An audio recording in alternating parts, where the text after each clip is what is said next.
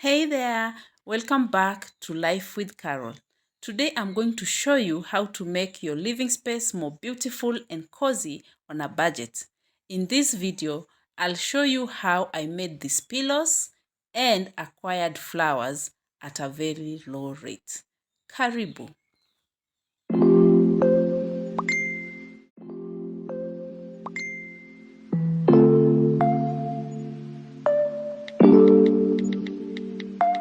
I'll start by showing you how I made the throw pillows. First, I went and bought a bale of fiber. Where I stay, it goes for 1,500 shillings, Kenyan shillings. And I was able to fill up to 15 throw pillows up to the standard that I like, that is a bit firm. If you like very light pillows, it can as well fill up to 20 or thereabouts. So for 1,500 Kenyan shillings worth of fiber, that's about $10.6. I was able to get 15 throw pillows. This is the fiber that I was using. As you can see, it is quite nice and soft. And my tailor was able to sew up this fiber, this material. As you can see, she would leave for me a bit of space where I would use to fill in the pillows, and then she would sew up that space once I was done. So this process has to be done in conjunction with your tailor, or if the tailor can do the filling up for you, but I prefer doing it yourself so that you get the standard that you really want. Everyone has their comfort style. This is mine. Okay, and then I would put, this is the insert. Now once you fill it up, the tailor would sew it up nicely, and then you'll have your pillow the way you like it. You can see it is quite for the pillowcase or the cover that you see there. I went to a fabric store where I bought two different fabrics, a white one that had a leather feel. As you can see, I don't know if you'll be able to see through my camera, but it has a rather leathery feel. And then I have the printed side. So for both, that is for the leather one, I got 3 meters at 350 shillings or $7.4 if you're using dollars. And then for the printed one, I also got 3 meters. Each meter was going for 1,650 Kenyan shillings or $11.7. So the total amount that I used at this was Kenya shillings 2,700. If you do your math, that will bring it to $19. Now these two fabrics yielded 15 pillowcases, that's the covers, and I still have some fabric left, which I'll use to make other cylindrical seat pillows. I don't know what they are called. If you know what they are called, you can show me in the comments below. So it's not a total waste, even though I overestimated the amount of fabric that I would use, but it was not a waste because I'll still use those fabrics to make other pillows. So you may ask, how long did it take me and the tailor to make these pillows? It took us about 3 hours to finish the whole process.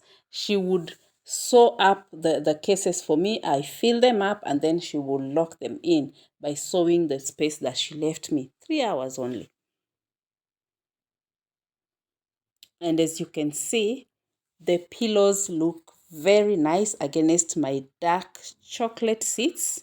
And that's why I said it is important that you go and pick the fabric yourself, because the seat colors come into play, the carpet, your curtains, all these come into play when deciding the kind of fabric and the type of material, the colors, your personality comes in. So you are able to play around and be adventurous, and it is much fun when you're the one who chose them than having the store-bought ones that are already made, which would probably be up to somebody else's standards but not yours.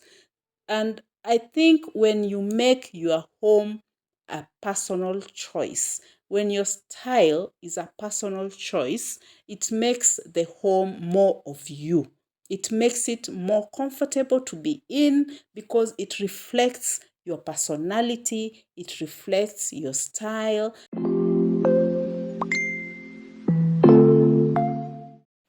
Back to my beautiful plants. This particular space in my balcony used to be bare, and I decided that plants will bring life, they will bring beauty, they will bring brightness to this space. So, if you are in Kenya, you know that it is a common feature to see florists selling flowers and plants by the roadside. Now, these people usually sell plants at a very affordable rates, at least where I live, because I got uh, these big plants at only 100 shillings. In this pot, I have two. You can see the smaller ones. The smaller ones are going for only 50 shillings. I will do the dollar conversion on the video. You will see them up there. So these smaller ones, these are the ones they consider small, go for only 50 shillings. And then the big ones, like this one, they were selling at only 100 Kenyan shillings. These small ones you see here, they were going for only 50 shillings. So come with me and I will show you how I did the potting, and I'll show you the mathematics that I did to make sure that the plants do not break my bank. Remember, we are doing all this on a budget. Journey. First of all, you must know the size of where you want to place the flowers. As you can see, my balcony is rather narrow. So when I put the flowers, they have to be ones that will not spread so much so as not to cover the entire area. Like this one will grow upwards instead of sideways. Okay. Another thing is to consider what the plant needs. Like this one, I was told it needs a lot of sunlight. So I'm going to plant it in my garden outside. Okay. Another thing you must consider is the functionality. Here I have two mint plants. I'll plant one in my kitchen. This one I've already selected for my kitchen so that they'll be easily accessible when I am cooking. So one will be on the balcony while the other one will be on my kitchen window. This one will be on the balcony because it does not require a lot of sunlight. So the requirements are very, very important. Now, when you're Googling these flowers, you also need to find out their names.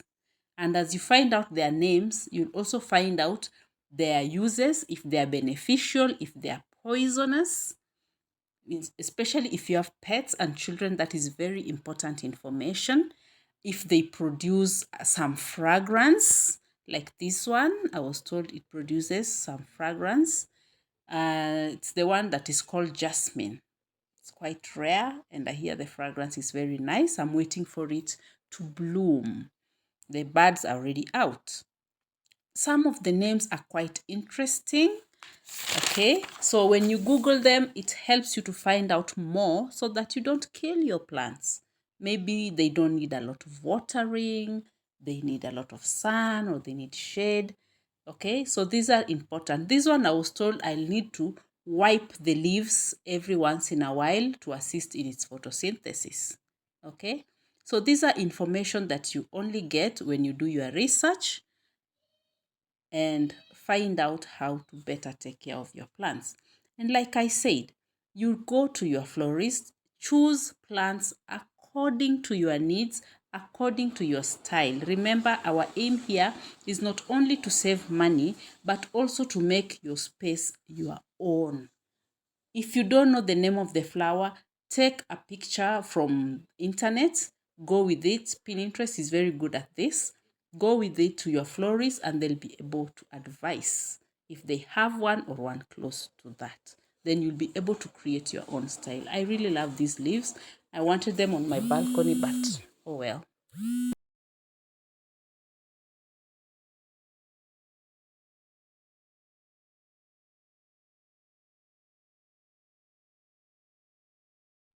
Once you buy your flowers, it is expected that you'll have a pot to put them in. They will not remain in that bag that you bought it in. So as you can see, I looked around the house and found some containers that I was not using and decided to poke holes in them. Like these ones are old buckets. Okay, so look around you. Remember, we are working on a budget. If you can buy pots, well and good. But for me, I felt like I have containers around, so why not use them? So this is what I did. I made do with what I had. These are some flower pots I had from before. I also made use of that. So do not break a bank to look good.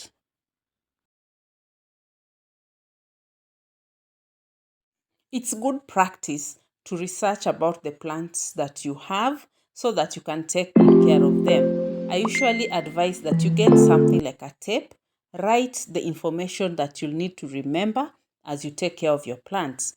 Like in this case, I know this plant needs moist soil. I need to trim its top, remove the flower so that it can grow horizontally. This information sometimes you might forget, or you might leave someone to take care of your plants and you need them to have the information. Using organic dry matter as your mulch helps in two ways. It protects the soil, and when it decomposes, it adds organic matter to your soil. So that is another tip. I planted dill seeds on this particular container because I use it a lot in my cooking. Now, these seeds are very tiny, therefore I would recommend that you just place them on top of the soil, then lightly cover with soil. This is the packet that I used for my dill. And you can see the seeds are very tiny, so don't cover it. After a week, this is the germinating dill seed, and as you can see, it is a very tiny herb plant, but very nice in the cooking. You should try it. I love planting the herbs so that I always have them fresh. And next to it, the other mint plant.